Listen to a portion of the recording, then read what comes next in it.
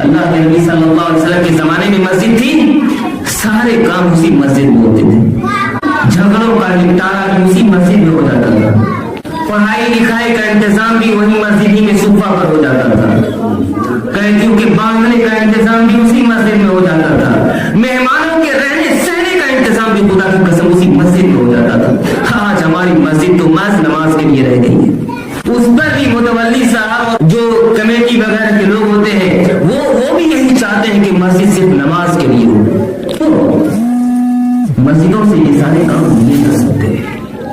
سوچئے تو صحیح کہ آپ مسجد سے کیا کیا خیر کا کام لے سکتے ہیں، کیا کیا بہتر کام لے سکتے ہیں۔ مسجد میں مقصد کا بہترین انتظام ہو سکتا ہے۔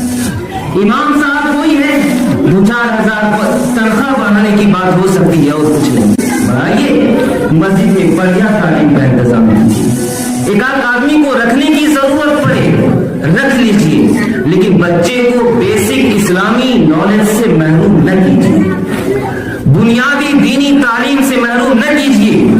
کیوں؟